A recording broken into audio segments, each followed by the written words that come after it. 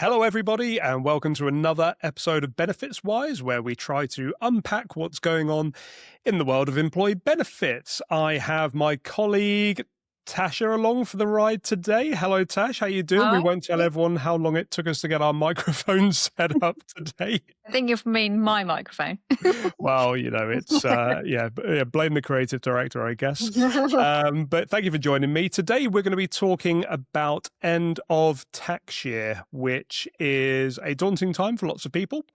We're going to be trying to unpack what this means for HR professionals, employee benefits in particular, and talking about the end users. This is, as I say, quite a daunting time for people. So, Tasha, I'll fire some questions at you. We're going to try and go rapid through this. So, let's get going.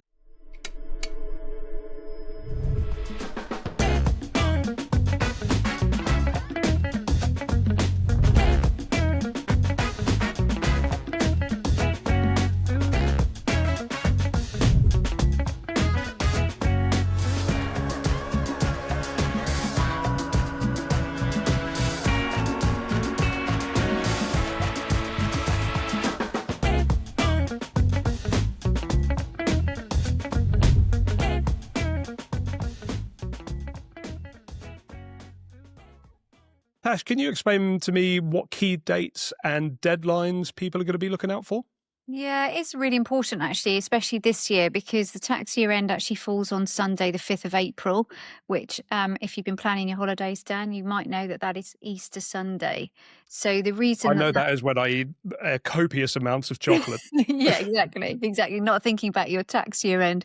But why it's important, of course, is A, it's a Sunday, B, that's a long weekend because Friday and Monday are bank holidays as well. So what that means for submitting contributions is that we need to think a little bit before that effectively. Okay, so that's obviously going to affect payroll and HRs are going to need to get their ducks in a row, I guess, well ahead of time, slightly different to the usual, I guess. Yeah, I think we are recommending that, people should start looking at around the sort of week commencing the 23rd of March if they can, in order for that money to be applied to the providers and they kind of receive it and have put it into cleared funds effectively. Otherwise you might end up with it not being cleared and it not hitting the tax year for this year. Mm-hmm. Yep, great. And we obviously know that end of tax year, there's all sorts of allowance, but one which I guess we predominantly deal with in employee benefits is pension contributions. So how does this affect pension contributions? So in terms of reviewing them and bonus sacrifice, what we would say is that, basically if anybody's doing bonus sacrifice, which can be key at this time of year, lots of companies we're working with are doing those, they're running through that now, is making sure that they've made them accurate, they've got it all right, they've got all the paperwork, as it were, in check, but also looking at perhaps identifying anybody who might be a high contributor or indeed a high earner. Yeah. Okay, definitely. And I guess that leads us on to what support is going to be best to provide employees. I guess just, highlighting all of these allowances, the deadlines, etc., well ahead of time is obviously going to be key to this. Yeah, absolutely. I think the main thing really is to, if you are or you think an employee might be in one of those brackets, is to perhaps get them to talk to us. Perhaps have a one-to-one session if those are available. And I know that you and the creative team are putting out lots of support for employees. So again, I guess the question back at you is, what are you doing from a creative perspective to help? Yeah, so for clients, we're giving them emails which they can forward on to their people. We're giving them social snippets. There's obviously this video where we're helping inform our great clients. So yeah, we're doing our usual communications pack. So we're going to package everything together. So hopefully everyone's got everything they need to send it on to their people well ahead of time. And also we'll give them some kind of timely reminders as that deadline creeps up on us. So yeah, just trying to be supportive as much as we can and give people the tools in order to be able to send it out. Let's talk about providers. Tash, do we need to be checking what our providers are doing? Do they go home early on the bank holiday weekend? How does that work? Well, again, I think, we talked about the 23rd of March being a sort of time to kind of get the ducks in a row, but all the providers might have a slightly different cut-off period. So I guess the main thing is check your provider's cut-off. If we look after you, we can do that bit for you.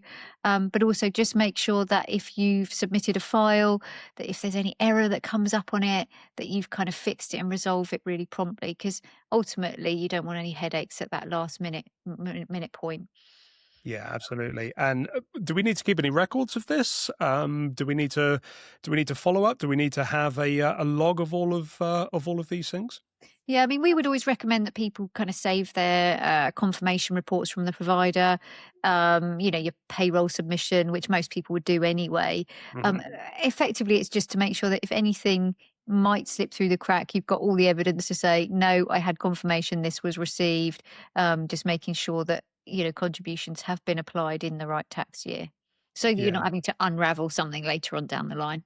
Absolutely. If you've got the records there, then there's. I guess it limits disputes on that type of thing, doesn't it?